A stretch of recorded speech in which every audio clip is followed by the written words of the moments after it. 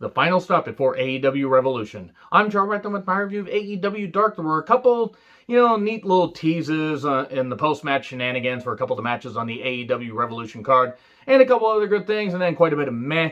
But that being said, 12 matches, it was done in about 90 minutes, so it wasn't all that bad. Let me know what you thought of the show in the comments, please. So we have Cesar Bononi dragging Peter Avalon to the ring on a heart sled, because why not? The Natural Nightmares, Dustin Rhodes, and QT Marshall with Nick Comoroto, who's scary outside the ring or in the ring.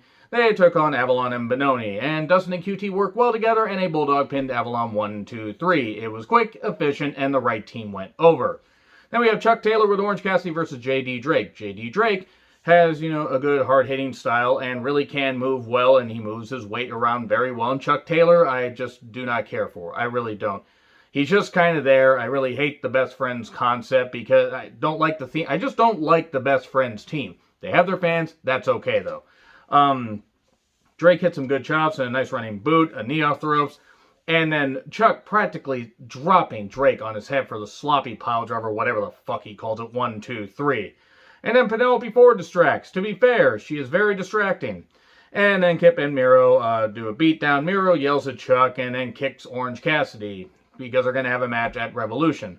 If they'd used Miro like this, more often before now, I might have bought into Miro more as a threat. But right now, I know he can do good shit in the ring, but this whole best man thing and all the stuff they've been doing with him, it's just very, very weird. I don't really understand why they're doing it, but hey, maybe he'll surprise us and remind us, why we cheered the fact that Rusev left WWE and Miro went to AEW and he's going to do some great things. Please let him do some great things and wash the stink of this bad gimmick off. And nothing against Kip or Penelope. Actually, I like them as a duo. I just think Miro could be used better. So anyway, we have Penta versus Ariel.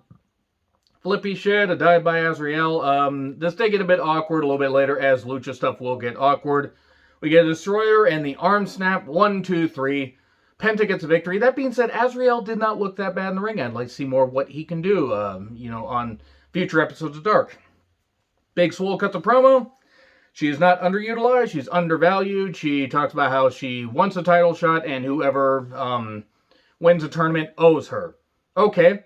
Hopefully, hopefully Big Swole can turn things around, because she had a really inspirational story overcoming Crohn's disease and doing a lot of really good stuff and achieving her dream. And maybe if they could focus on that, they could do some stuff with Big Swole. I'm not the biggest fan of her in the ring, but she has a good story they could build on. So they could do something with that. So we have Lance Archer versus John Skyler. Archer is scary strong and just scary in general and hits the blackout 1, 2, 3. Now there were some other moves, but this was just to get Archer over. Jake Roberts then cuts a promo. Jake Roberts is great at getting Jake over. He is not so good at getting anybody he's managing over. I don't really think he's been a benefit to Lance Archer. I don't think he's drug him down. I just think Lance could be fine on his own. Jake did seem to imply that he was going to take out Cody and that Brandy was going to have to raise the kid on her own. And then Archer says he will be TNT champion. He will go through Cody because it's been almost a year since he's been in AEW, and then he will beat Darby for the TNT championship. I wouldn't mind seeing Archer as a TNT champion. I don't think he's going to be, but at least they're trying to juice up the thing, juice up the title picture. So we get Ricky Starks and Brian Cage versus Angel Fashion and Fuego del Sol. Not much to this. Drill Claw 1, 2, 3. And then Jack Evans versus Jake St. Patrick. Why is Evans so awkward? Like, he's not bad in the ring when he does some stuff, and then other times he just looks like a cow on ice, and I don't understand it. Jake has some potential. Nice Falcon Arrow by Jake, and at 6:30 pins Jake 1, 2, 3. And then the Acclaimed rap about ladders, because Max Caster is in the ladder match, and apparently Bowens is dealing with a knee injury, so hopefully he will be back soon, 100%. The Gun Club, Austin and Colton, took on Mbadu and D3. Mbadu has very scary and impressive size, and I would like to see what he can do in singles matches. D3, he's not bad, and the Gun Club, they're going to need a lot more work, but there's definitely some potential with Austin and Colton. It's going to take a bit with them, but that being said, this is inoffensive, and the 310 Yuma pins D3, 1, 2, 3. Thunder Rosa versus Tesha Price. I love Thunder Rosa. Anytime I get to see Thunder Rosa on my television, it is a good day, because she is goddamn awesome. She has improved dramatically since being Cobra Moon and Lucha Underground, where you saw the talent, but man, she has just done so great since then. becoming one of the best wrestlers in the world. Not just women, one of the best wrestlers in the world, in my personal opinion, of course. And the chops were laid in. Why has Tesha suddenly started to go the yelling route? She's like yelling a whole lot, like, oh God, ow, this hurts, this kind of stuff. And then she'll get angry and she'll go nuts. I'm not against it. Tesha has the ability, and her doing this kind of stuff where she snaps isn't the worst idea. It was just a bit odd how that just suddenly happened. But it gives her some personality. There was some nice fire from Tesha Price, but eventually Thunder Rosa Driver 1, 2, 3. So there you go. We then get Bear Country versus Ryzen and Cameron Stewart. I love Bear Country. I think they're great. They're a great, hard-hitting, strong as a bull team, and they have, a cool look that would have fit in the territories, complete with the mask. They really work well together. Ryzen isn't that bad. Cameron Stewart, I don't believe I've seen him before. And we get a splash onto both guys, 1, 2, 3. Wasn't a bad match, but it was to get Bear Country over. And then Allie's here to distract. Like Penelope, Allie is a very welcome distraction. Then the Butcher and the Blade attack them with chairs after Bear Country had attacked Butcher and Blade during the Lumberjack match that Eddie Kingston and Lance Archer had. I don't mind this being an undercard feud. I do think the Bear Country winning would be nice, but they're all going to be part of the Battle Royal. And then we get 5 and 10 of the Dark Order versus Vari Morales and LeBron Cazone.